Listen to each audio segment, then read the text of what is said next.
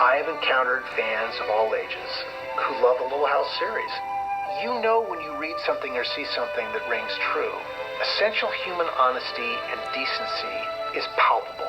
And I figured a couple of days off, do a little fishing, too, at the same time. Be ready to leave at 6 o'clock Saturday morning. You mean you don't mind? Glad to have you along. It's really nice to know that something you've been a part of has had such an impact on so many people's lives and so many, literally, generations of people. All of us who produced it, wrote it, who cast it, who had anything to do with the show, were proud of that show more than anything. Falling in love is such a waste of time. I'm going to stay right here with Pa forever and ever.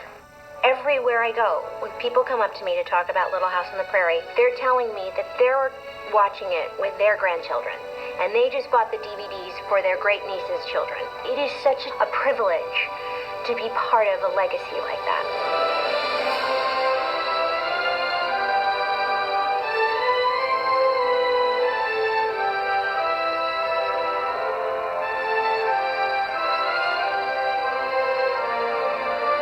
From the time of its premiere in 1974, through 9 seasons, 205 episodes, and 3 TV movies, Little House on the Prairie was an audience favorite, rarely falling outside the Nielsen Top 20.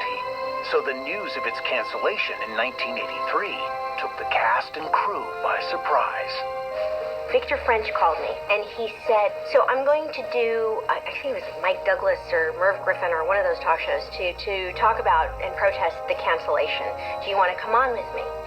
And I said, cancellation of what? And he said, of our show. So I immediately called Michael's office and said, what do you know? And he said, well, I don't know anything because they haven't told me that the show is canceled. We're just not on the fall schedule. They didn't really get warning. It was like, surprise, that's it, we're not doing it next year. I thought I was ready. I thought, I'm ready to have my own life now. I'm ready to fly. I've got my own production company. I've got a couple of movies under my belt. I've got an Emmy as a producer. I have a boyfriend. I have things that I want to do. I don't really feel like strapping the boots on anymore. I'm ready to go until they told me that the show was over. And my first reaction was, I don't want to leave.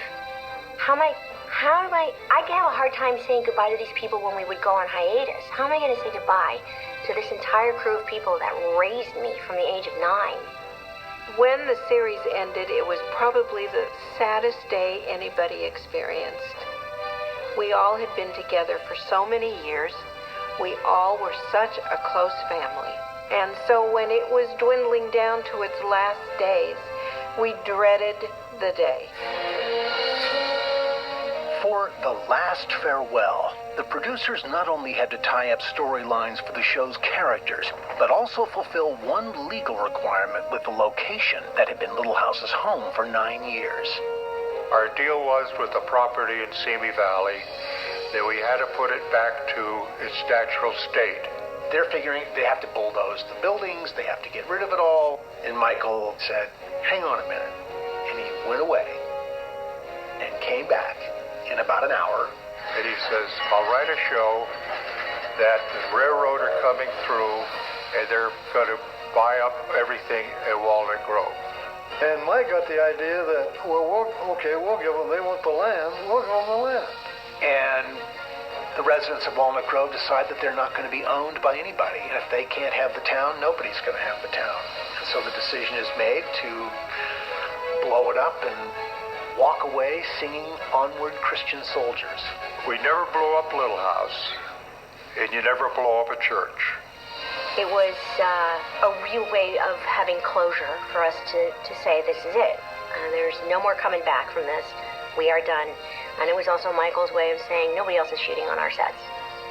You're not coming in here to shoot the next Western that comes down the pike because you can rent the space. It's going. He said they can film other shows on the sets. They could make something obscene. They could make a horror movie. He said, I can't pay for everyone's therapy. And I was the second one to set it off. Mike first, me, and then Kent.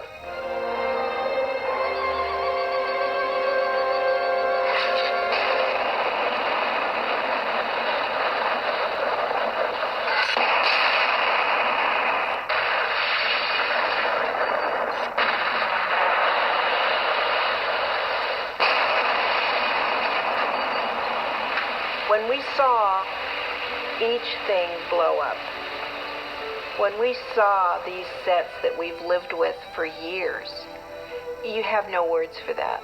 It was so shocking. I remember, instantly just bursting into tears. It was gone. When they blew up the mill in that area, I was standing there on the bridge and I started to cry. Mike came over and he said, it's okay. I said, no, it's not. We've lost something here, and we'll never get it back.